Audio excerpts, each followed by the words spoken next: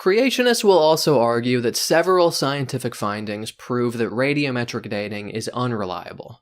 One such finding is that the age of rocks known through observation doesn't actually match up with the radiometrically dated age of rocks. We're told the following in a YouTube video posted by Genesis Apologetics.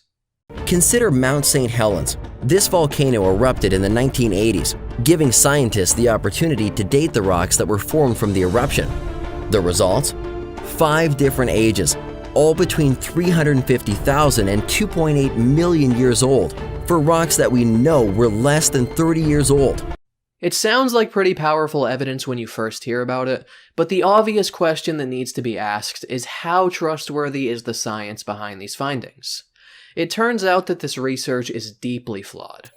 Kevin R. Hankey published a devastating critique of this research on the aptly named No Answers in Genesis.org.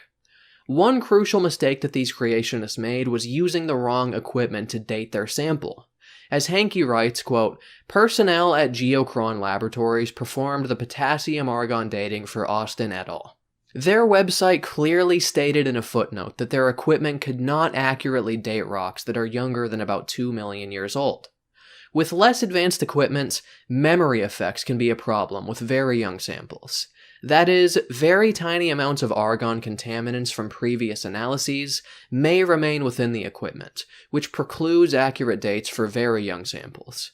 For older samples, which contain more argon, the contamination is diluted and has insignificant effects.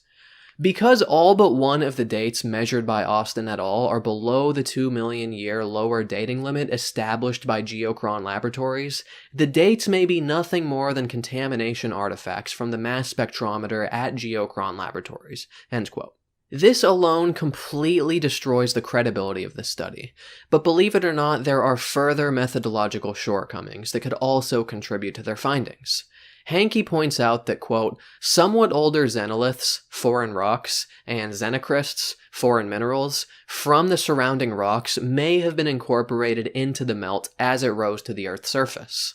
Austin's descriptions in the following statements clearly indicate that he failed to adequately separate the phenocrysts and possible xenocrysts from the volcanic I'm on Patreon. glass. There's a link in the description. Austin admits, quote, no attempt was made to separate plagioclase from media glass, links in there quote. if you want to follow me A there. potassium-argon date on such an impure fraction would be it. meaningless, Make sure to and a subscribe waste for of more time videos if you and haven't money, already. end quote. Hit the bell. So as we hit the can like see, button, there's post no a fucking good comments. reason to believe that All this that fun Mount St. stuff Helens is rock standard on age data YouTube. You know proves the fucking anything drill. more Thanks than for the watching. Hope you incompetency enjoyed of this. creationist researchers.